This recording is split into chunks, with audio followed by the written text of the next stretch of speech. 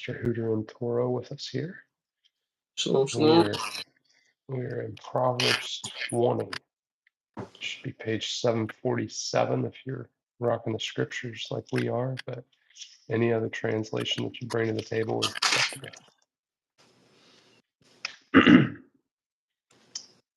Wine is a scoffer, strong drink a brawler, and whoever is led astray by it is not wise. The dread of a sovereign is like the roaring of a lion. Whoever provokes him sins against his own life.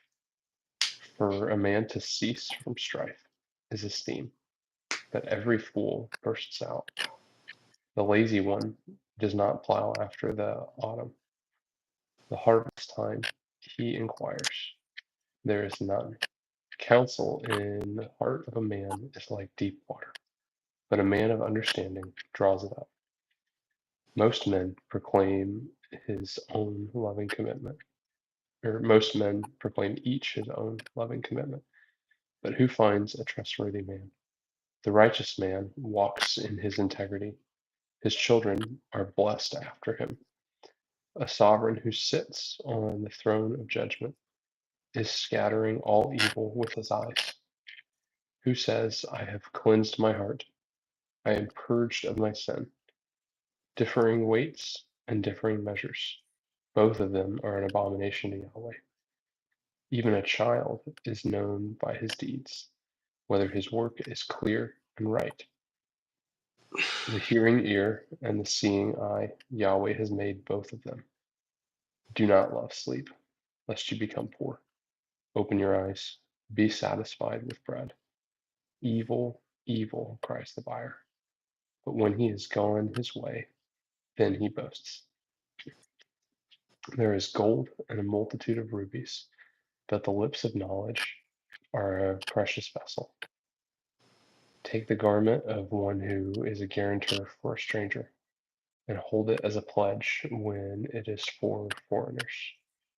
Bread gained by deceit might be sweet to a man, but afterwards his mouth is filled with gravel. By counsel, plans are established, and by wise guidance, wage a battle. He who goes about as a slanderer reveals secrets. Therefore, do not associate with him who speaks smoothly with his lips. Whoever curses his father or his mother, his lamp is put out in deep darkness.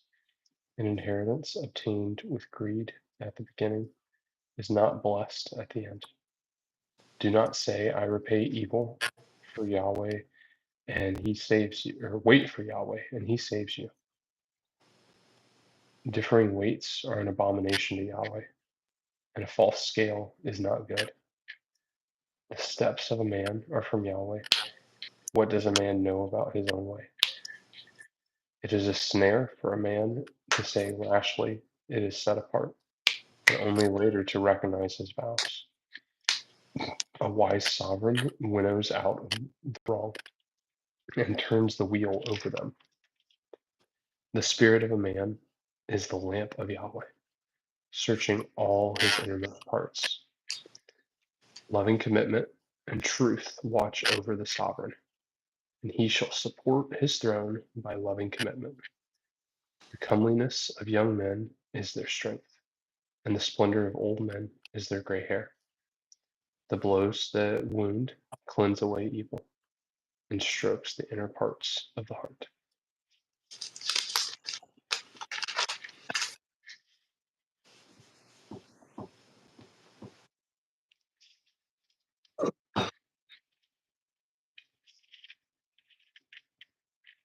It's a lot. Got a lot of meat for sure. 100%. Let's just start at the beginning of that. Wine is a scoffer, strong drink a brawler, and whoever is led astray by it is not wise. Oh man, I don't know about you. I mean, I haven't had really a ton of experience with alcohol in my life. I mean, I've been around it my whole life. I've seen the negative effects on people. I've seen the positive effects on people. Uh, but I just alcohol was never my thing. I maybe had 10 beverages in my life, and not like 10 times that I've consumed. Like I've maybe had a total of 10 beverages in my life, and that includes servings that I haven't finished. Um, so alcohol is one of those that just never got me. Um, I had plenty of other things weigh me down, but that was something that I just never never really felt the urge to go bow down to the great white throne after a night of drinking. So Um, well, first of all, good on you. I had plenty of other things that weighed me down, trust me. So But secondly, um, I've had my fair share of alcohol. mm, We were actually we were kind of talking a little bit about it on Tuesday on my mm, other live stream. Um, I was explaining how I've one run-in, um, and that was a terrible time, by the way. Um, and ever since, I found a very interesting or strange correlation between what you experience, or rather the lack thereof, mm, when you black out with what we kind of read even slightly with demon possession. mm. And so that's that we were kind of digging into that a little bit, but Mhm. yeah, no, Well, uh, there's a lot of cultures that believe that when you consume enough strong alcohol, that they would conflate that with demon possession, and that's why they became called spirits. yeah, The be- like the whiskey and you know vodka and things like that, where they would call the stronger alcohol spirits for that reason. hmm Um, which I think it can open you up to things for sure, but I don't know. Well, Um, and I was even explaining how I can't find any scriptural support for that mhm, claim. It's just a hypothesis, really. yeah. Something that I think about. And so when you look at verse 1, Mhm, strong drink is a brawler. mhm, Um, how many dudes do you know or have seen before that, like, mhm, they get drunk or they start drinking mhm. and they easily want to fight everybody, right? Yeah, Um, I I'm aware of several different attributes that people can exhibit when they're drunk. Like, 'cause even though I didn't drink a lot, I DD'd all the time because I had a really good friend when he was 16, he wrapped his car around a tree and tied it into a knot. And I was just like, this ain't gonna happen again. And so I DD'd for everybody. Uh, and I went to all of the raging parties. I drove everybody everywhere, and I was always the sober ride. Uh, and I actually had a lot of fun watching other people. And people would always offer, and I was just like, it's not my thing. Thanks, I appreciate it. It was quite interesting because I had a lot of people who found out years later that a lot of the crazy antics that I did sober. And that was an eye opener for a lot of people. It's like, you were sober when you fill in the blank. Like, yep, sure yep. was. Like, oh, wow. Yeah, I did that willingly. Um, Oh man. but it was one of those things that you say no 5 or 6 times, and then everybody else kind of just stops asking. Uh, and they assume that because you're drinking water, you must be drinking what they're drinking. Uh, and it also helps that they're intoxicated, so they don't know the difference at a certain point. Uh, and uh, in all of that, I noticed some people when, uh, they just it lowered their social inhibitions, and so they became more social. I noticed some people who, yeah, they got angry when they got drunk. I noticed some people who, when they got drunk, they just, you know, became a totally, totally different person. Um, and like they just would black out and try and hurt somebody. And, I don't think that that's everybody. Uh, but I also know a lot of things that go on in my mind. And I'm like, I don't want to be the kind of person that finds out the hard way that I'm a really awful drunk. Uh, I think it helped that I never saw my dad get drunk. I know he has in the past, uh, but my dad had a one beverage maximum, and so I never saw him consume more than one in a 24-hour period of time. And my mom, she would get a little heavy-handed, but she always just became more bubbly, and she's a bubbly person to begin with. So it's just more of an amplification of characteristics for her. And then uh, my grandmother, she drank pretty heavily, but that was more of a trauma response for her. Because my grandmother, she couldn't go to bed without three very, very heavy-handed glasses of wine. Um, and she just had a rough childhood and a rough young adulthood. Um, and her generation just doesn't really seek help. So um, that was how she drowned her sorrows. Um, and then my uh, my mother's father, I never really spent enough time with him to know. But my dad's dad, um, I never even heard of him consuming alcohol. And it just wasn't for him. And I think it was because he had to go get his dad out of the bar too many times, that he was just like, no, I don't want nothing to do with this. Um, so that was one of those things that, um, I've had it on all sides in my family. So I think the potential is definitely there. But I think I was surrounded by enough people who, um, I could see who were close to me that alcohol just wasn't a big thing for them. That I think that's where I picked mine up. Yeah, I don't know. So I would think that I learned growing up from watching my dad, who was a Mhm. drunk, but I guess that was a bad influence.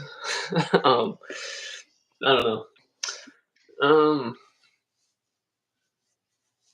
Well, I don't know. Like I think there's a certain bit of,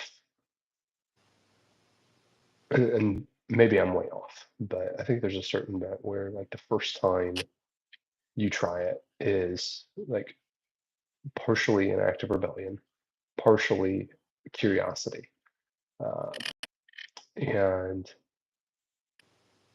like I don't know anybody who loves the taste of alcohol, um, and so it's the initial thrill, I guess, that gets people over a lot of the hump, and then from there, they find alcohols that they palate better than others, and it's more of a social aspect. Uh, and then it just kind of goes and goes, and all of a sudden we've fallen into generational patterns that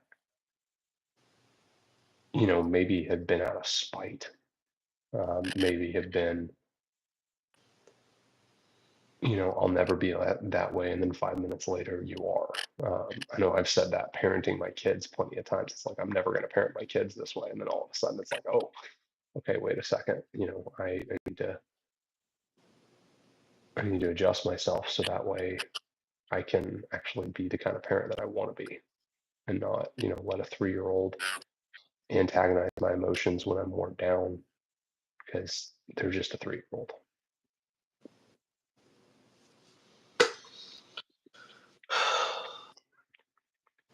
So it's crazy because so my first ever experience with it was actually when I blacked out. Mhm. So you would think that would like terrify me, scare me away from it. I don't think so. But what actually happened is it became the vice that I used to fill that void that I had Mhm. for quite some time until it became like a huge problem. So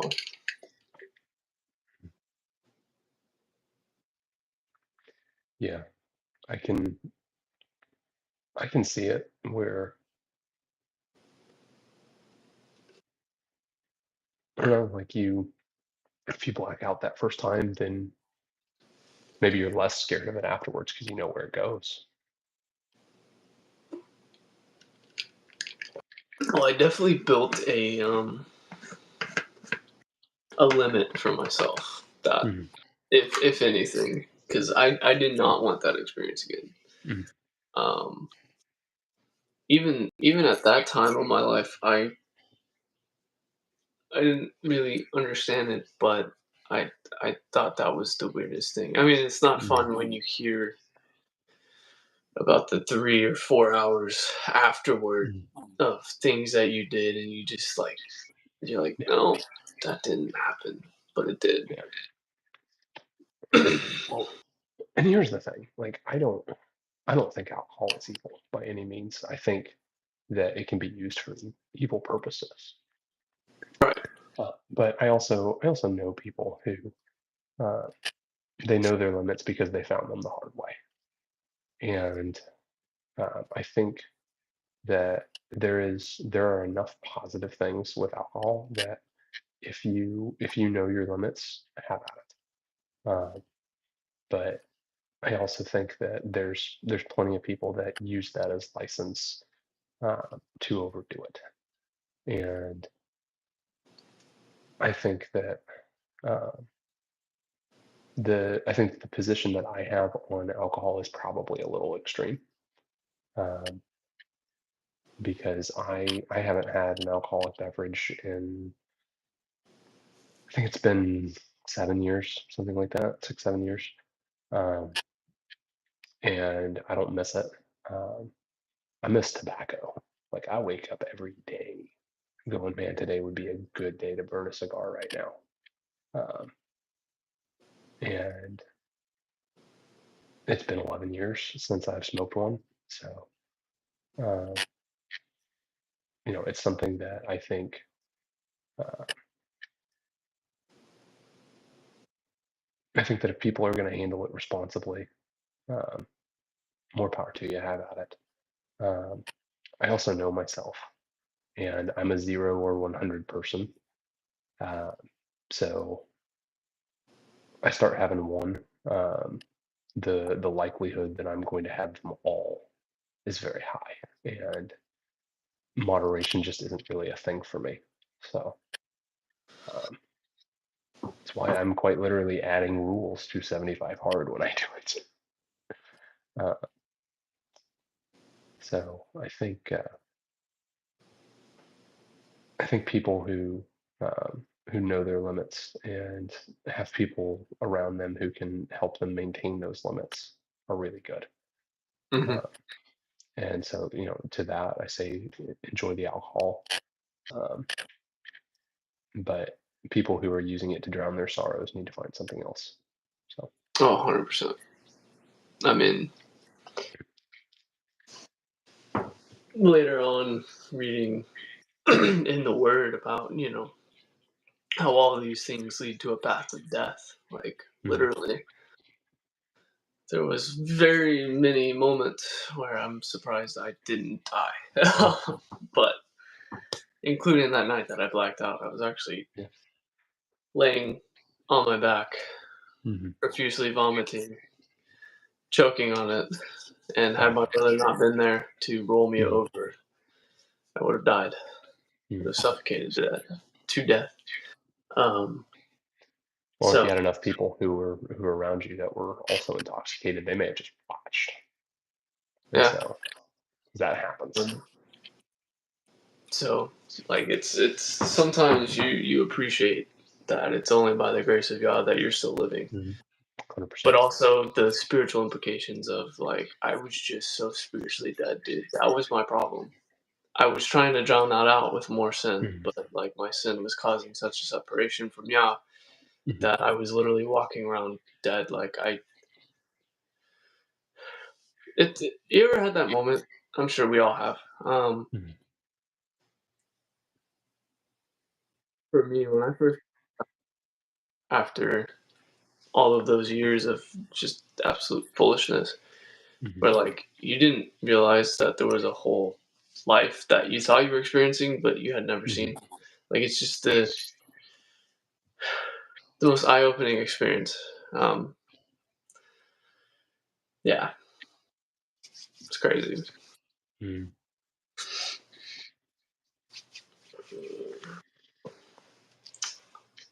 Let's see, let's work down here.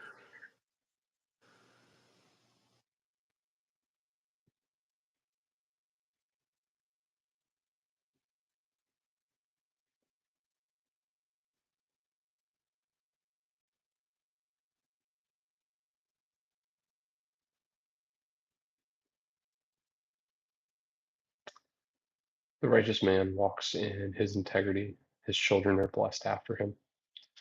A sovereign man who sits on the throne of judgment is scattering all evil with his eyes, who says, I have cleansed my heart. I am purged of my sin. Find it interesting that it says that a sovereign, so a king, who sits on the throne of judgment is scattering all evil with his eyes.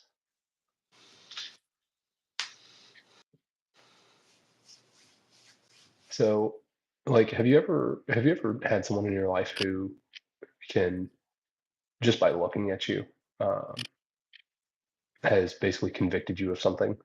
Like, they see you doing whatever you're doing, and they just give you that look, and you're just like instantly you're cut to the heart because you know, like, oh, like they didn't have to say anything, and it wasn't like a hateful judgment or anything. Uh, but where my mind goes is you have somebody who, I would never, and then 5 minutes later they're doing what they just said they would never do, and you kind of look at them and you're like, you're all right, bro. Um, I've been looked at that way plenty of times, and it's like, hey, what what you're saying and what you're doing don't line up, and when we're receptive to that kind of rebuke, where nothing has to be said, but we instantly know, like, hey, I done messed up, uh, and we're aware that the person who um, is rebuking us is not doing it in hatred. They're doing it because they love us. Right. Uh, but yeah, I find it interesting. It says a sovereign who sits on the throne of judgment is scattering all evil with his eyes.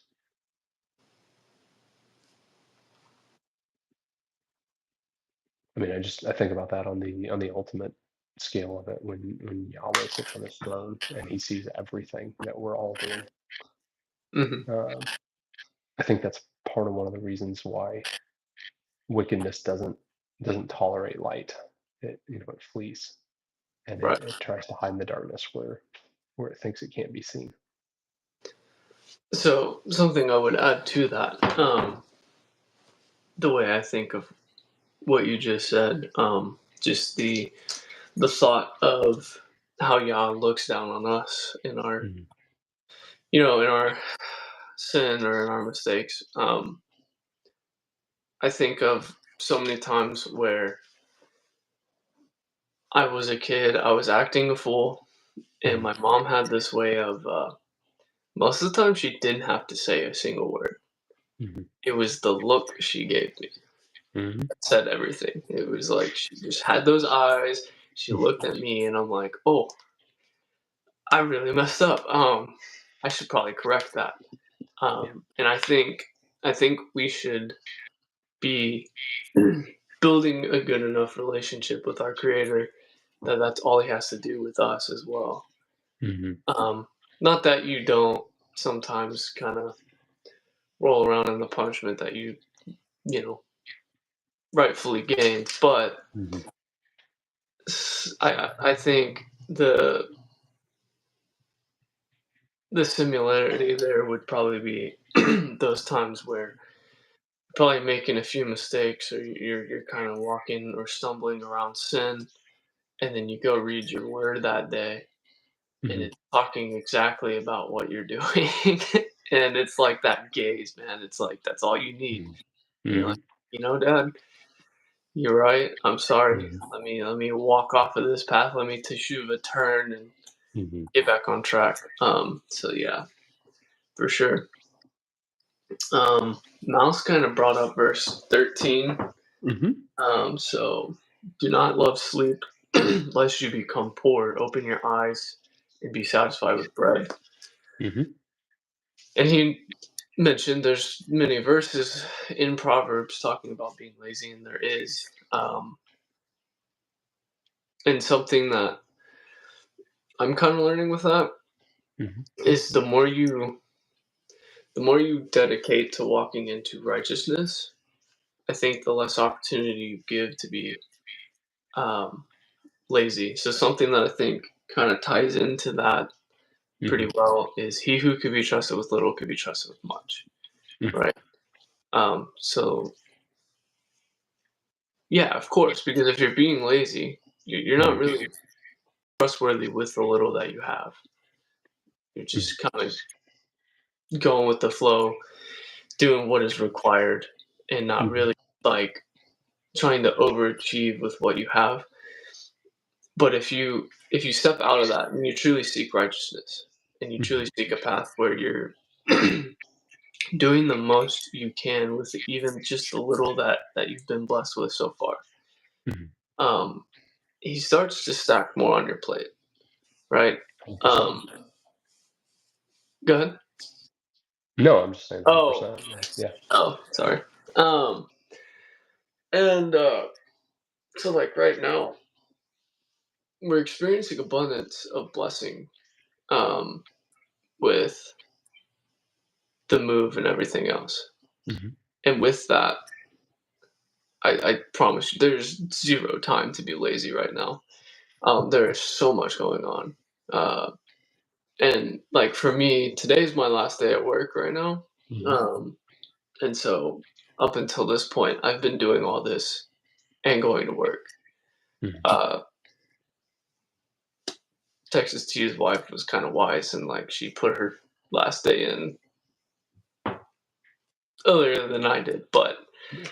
yeah, so I've been kind of overworking, but it's good, right? Mhm. It's good that man should work. Like he who denies work has denied the faith, Mhm. right? So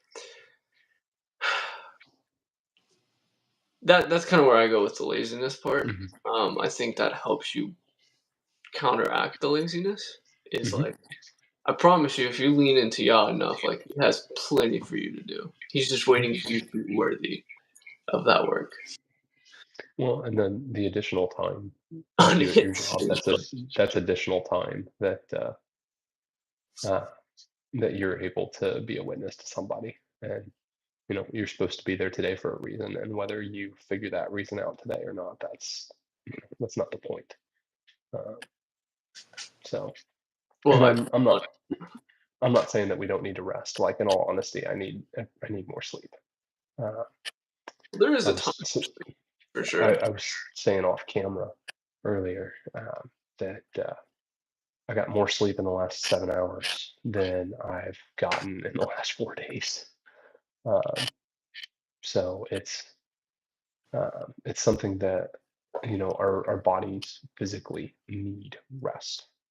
Uh, that that being said, using not work as the excuse is not acceptable. Like we have got to get things done, but it is not for us to find excuses as to why we shouldn't work. It's for us to go get things done, operate in righteousness, and go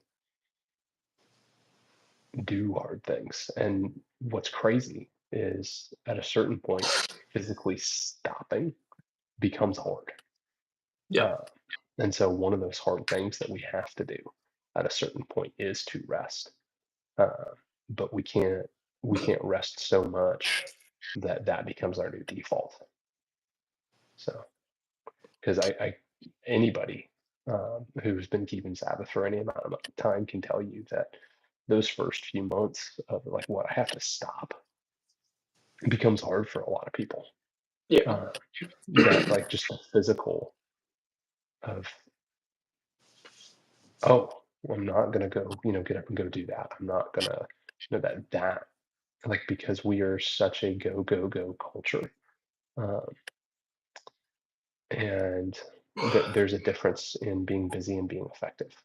And pretty much all of us have gotten really good at being busy. Uh, but you can be lazy while being busy. It's called looking busy. Uh, I can tell you, you're in a maintenance environment as well. Walk around with a wrench in your hand and walk a little bit faster than like a slow pace and kind of shake the wrench a little bit. Nobody's going to stop you. You can walk around all day like that because and like kind of look up and kind of mutter to yourself just a little bit like you're thinking about something. Nobody's going to stop you. Because it's like, oh, he's going to go get something. He needs this tool to get that job done. Um, like I've watched people get away with not doing things for an hour, doing that kind of activity. Yeah, dude. Uh, All it takes is like you have a car in your bay, you have the hood popped, and you just stare at that motor for 3 hours. because you're thinking. Nobody knows. Yeah. Or like this week we've been very, very slow. Which has sucked, but whatever. It's given me the opportunity to try and have good, meaningful conversations with people before I leave. But Mhm. with that, like, what do you do? Well, you just don't be the guy without a broom in your hand. Like, Mhm. hey, we're cleaning the shop for the Yeah. 50th time today. Well, they can't say Uh, anything to you because you're cleaning the shop. yeah. Now, No. there's also this weird dynamic. At least you usually see this in the mechanic shop. Mhm. Um, there's only a few hourly people. Mhm. So in reality, it doesn't matter. Like, I don't get paid per the hour. Mhm. I don't get paid whether I have a broom in my hand or I sit there and do absolutely nothing. So it really Mhm. doesn't matter in the grand scale of things, but it doesn't look good either. So there's No, that. it doesn't. Well, and then if you want to be considered as the go-to person that they're gonna look at, and I understand you're leaving, but like in general, like that they're gonna look at as, hey, this is my guy who can get stuff done, and you know either we're gonna promote him or we're gonna give him some extra pay. Um, like those are always considerations, um, and it's something that um, your reputation is going to precede you, and if you have a reputation of being lazy, what's your when times get tough for them, who do you think is going to be the first person to go? Yeah. Dead He who weight. can be trusted with little can be trusted with much. Hmm. hmm And so it's funny because now I'm kind of remembering. So I was talking to Texas T a little bit last night. And I was telling him, I don't remember how it got brought up in conversation, but I was telling him that I'm just I probably used to be at one point, but I'm no longer the person. Like, I can't put stuff off. Like, if I'm going to do something, I gotta do it now. Hmm. Like, I don't, because I know once I start putting stuff off, Hmm. I end up forgetting. Hmm. But with that, I guess the point I'm trying to make is there's a lot of people that I've met or know who do that so much. they become lazy, where they constantly try to find any excuse they can to not go do something Mhm. because they'd rather sit and, oh, well, but I did all this earlier and now I'm like, Mhm. I just need that time. No, no, you don't, dude. Like, you Mhm. sleep when you're dead. Like, how do you ever expect? And then they complain later when Mhm. certain things didn't get done. It's like they put all this stuff off, like maybe Mhm. even important stuff, because that will translate into important stuff for so long, where Mhm. now the time frame's cut short, and you're like, they get frustrated. They're like, oh, dang it, I only Mhm. have like 30 minutes to get this important thing done. And it's like, yeah, dude, like, you remember that conversation we had 2 days ago where it was like, don't put that off. Mhm. So it becomes an issue. Yeah. Well, and then I would say, um, a lot of times, like our selection, even in something that is a thing that needs to be done, is not always the most effective use of our time. Um, and I used to, in high school, run a lawn care business, and I made pretty good money doing it for a high school kid. Uh, and so for years, I prided myself on how my lawn looked, when I became a homeowner. And it's because, hey, I used to do this for a living, and I can do a better job with a push mower and a $25 weed eater than a lot of lawn care guys who had pro equipment. Um, and it was it's just because I knew the tools that I had, and I had pro equipment when I was doing it for a living. Uh, but I also learned how to do it with, cheap equipment and make it look just as good. It just, took more effort. Uh, and, then wife and kids come along and time starts getting thinner and thinner. And then uh, it was something where, you know, life gets busier and busier with more time behind a job. And it's like, okay, I can either spend time with my kids or I can go cut my grass. And sometimes it's, hey, take the kids outside while I'm cutting the grass. But other times it's like that it can't be done. And it's okay. Well, I can cut the grass when the kids go to bed. And if you've ever tried to mow with a headlamp, it's not fun. Um, like you can do it, but it's not fun.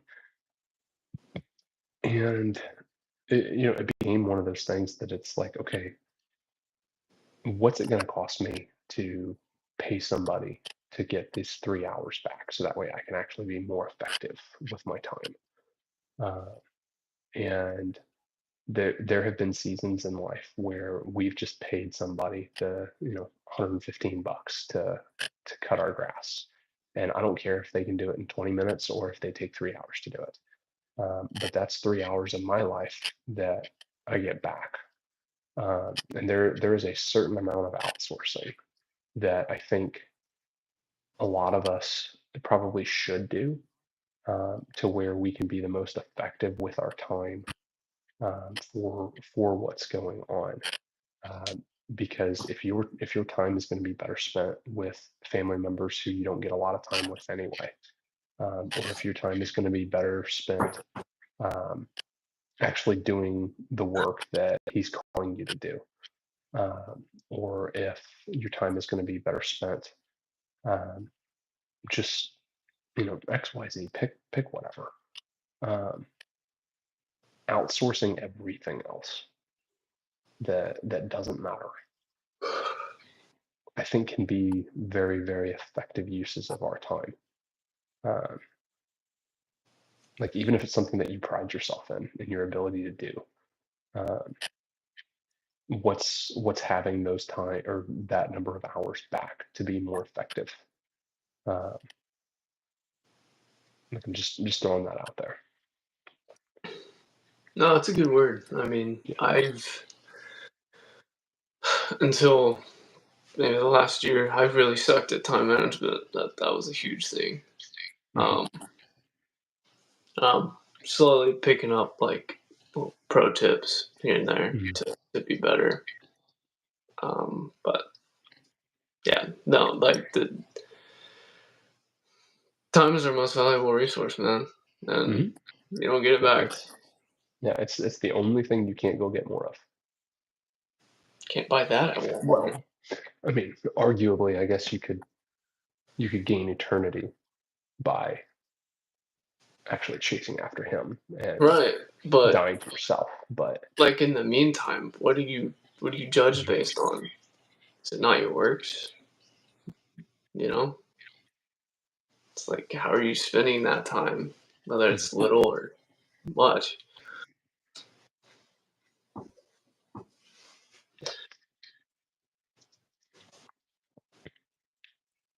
well, it's definitely your works that demonstrate your faith.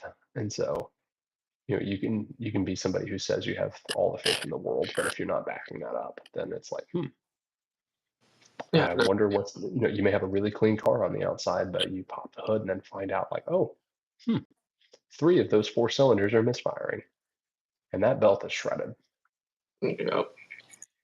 yeah. Spent all that time making sure that your car looked really good, and it runs like shit. So Yeah. whitewash tombs. So uh,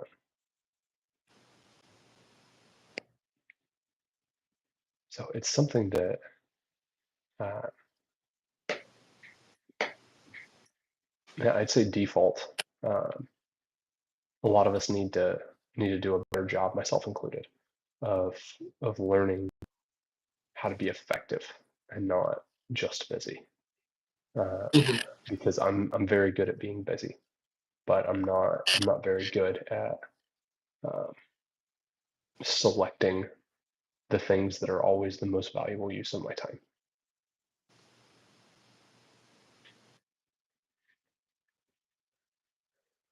Well, you brought up the car thing, right? Yeah. I have hopefully a good example here. I had just yesterday a car come in, only had 10,000 miles on it. Mhm. They just bought it, right? Came in for their normal 10,000 mile service, Mhm. and they were complaining about the AC. It's no longer blowing cold, and I'm like, Mhm. okay, they're messing something up, right? They don't have the Mhm. AC button turned on something. Like, Mhm. there's no way the AC's already bummed out, right? Yeah, I'm a 10,000 Your mile car. car, right? It's doing its job. Mhm. One little rock went in, Mhm. impacted the AC condenser. Now it's leaking. Mhm. The AC doesn't work. And now they have to go in and replace it Mhm. and do an AC, evac and recharge and everything else. Pretty expensive job too. And so with that, I would point out like sometimes that's all it takes. Mhm. That one little impact. Doesn't matter how new or Mhm. like good you are. Mhm. Sometimes that one little impact, you allow that one little impact to get in there. Now you Yeah, got like the an AC condenser. this And this tiny little sin isn't affecting my life that bad. It's no big deal. Like God knows my heart. I'm like, okay, yeah. yeah, Like, oh, but it's a 10,000 mile car. Like that can be the problem. Like, no, that's 100% the problem. Like, go, repent, turn, get away from Mhm. that. Replace the bad AC condenser, and like, Well, and here's the question too. How'd that rock get in there? Was there any kind of like guard or shielding that was supposed to be um, either in front of it or underneath the chassis in such a way that it would have shielded it? Because like sometimes there's like little pieces of plastic that we all look at and like, what's the purpose of this? And that's what it's for. Is it's a sacrificial piece that is designed to keep road hazards from getting inside. well, in reality, And I think it slipped through the grill. But still, like, yes, that is a good is point. there like you have people who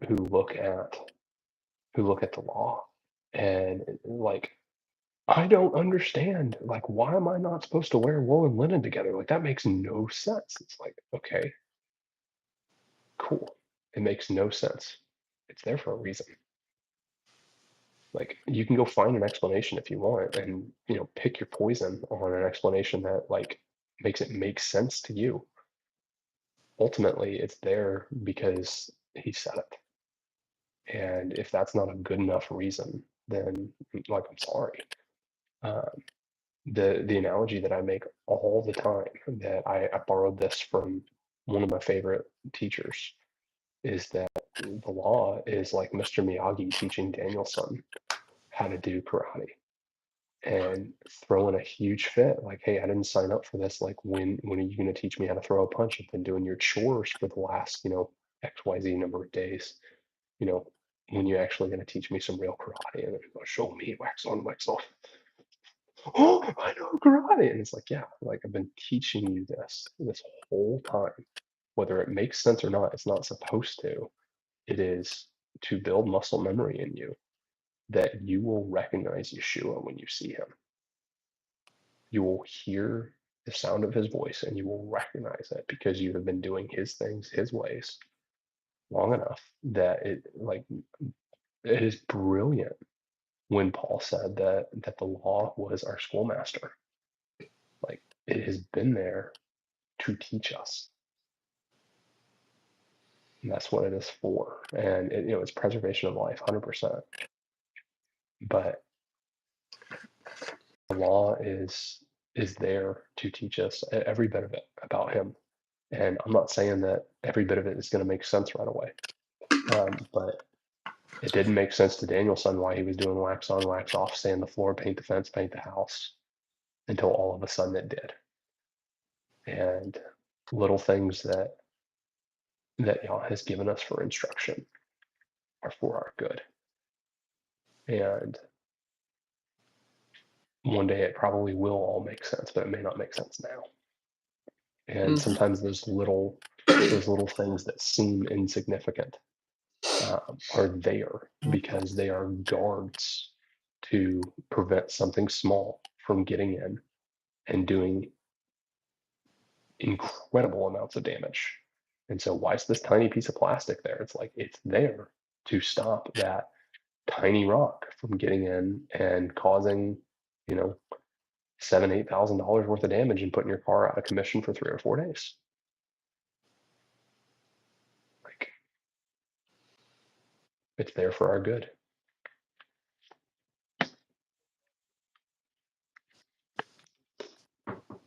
Oh, yeah. And then if we were to really sit back and think about it, like, how many times did we actually learn something in the Word because we read it one time, had zero understanding, and then something came up where you're forced to remember, oh, yeah, I think I read this somewhere.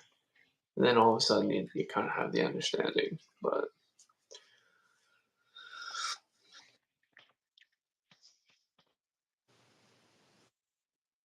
Shalom, Mouse. Have a good day at work. Or no, I'm sorry, Saucin. Shalom. Have a good day at work.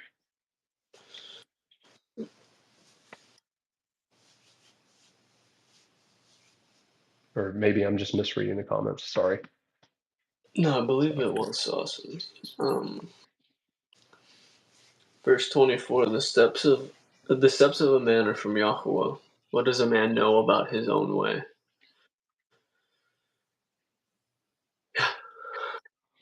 Yeah, there was so long where I thought I knew what I was doing, and all I was doing was screwing it up. But now it's like all the steps that I try to put in, like, I try to make sure I try to run them through Dad first. Try to make sure that they are the steps that he wants me to take.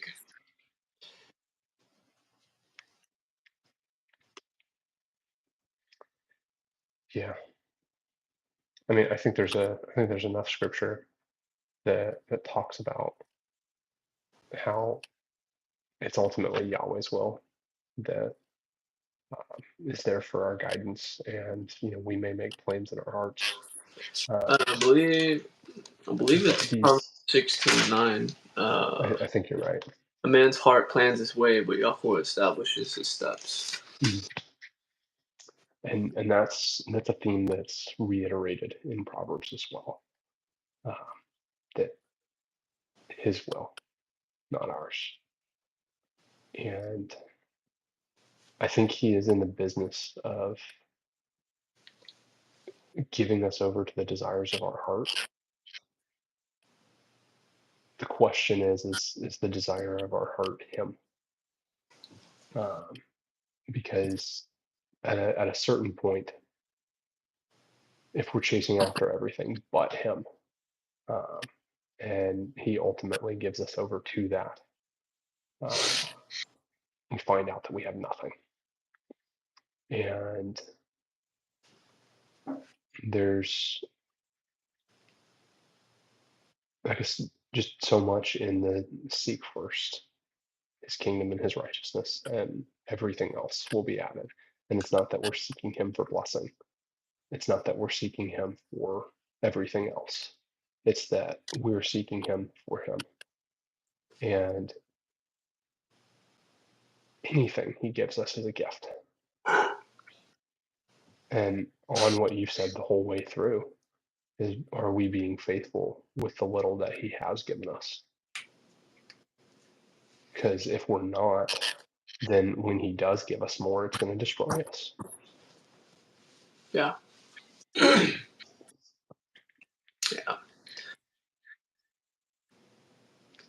Well, and so kind of to that point, so Messiah tells us later on, come to me who are heavy laden. My burden is easy, my yoke is light.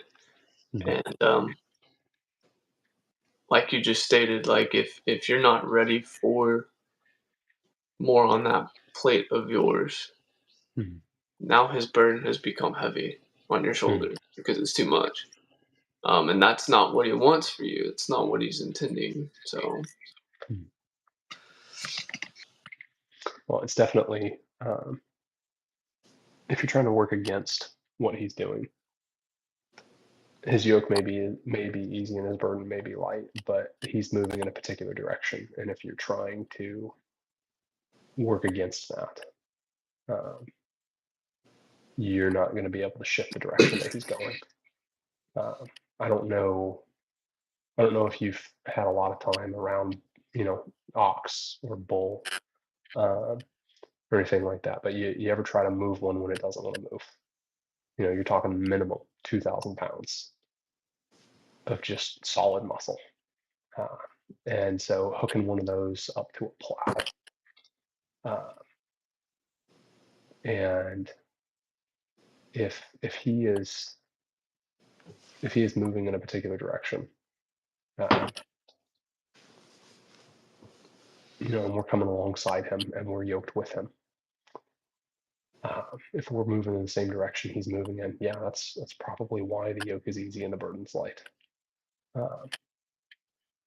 But you want to talk about, oh, hey, I want to go over here. Like, no, like this is the direction he's moving in. So yeah, that's we ask for broader shoulders, spiritual. Yeah, me too.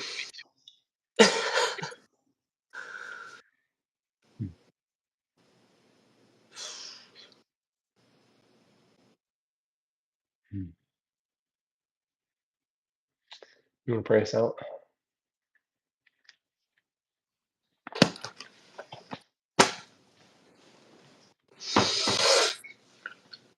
Oh, good morning, our loving and perfect Creator.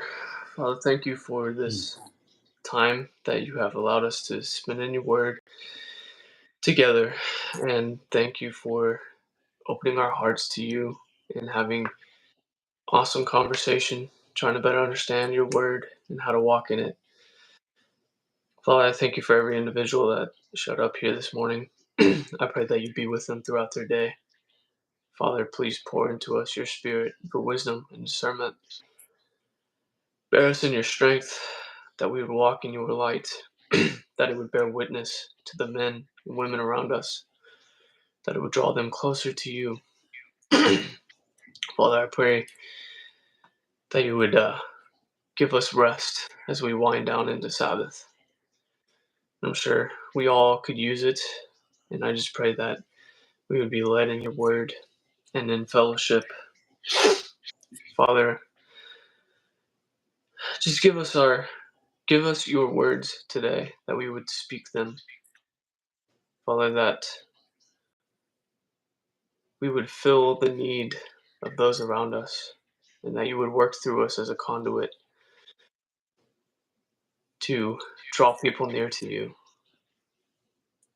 Father, we love you and we thank you for all these things. And it's in your name, Yeshua. Amen. Amen.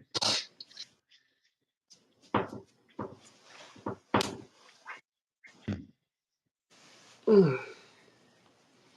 Thank you guys for joining us this morning. It's been good. Thank you for having me, bro. As Yeah. always. Thank you. Shalom, everybody. Go do hard things.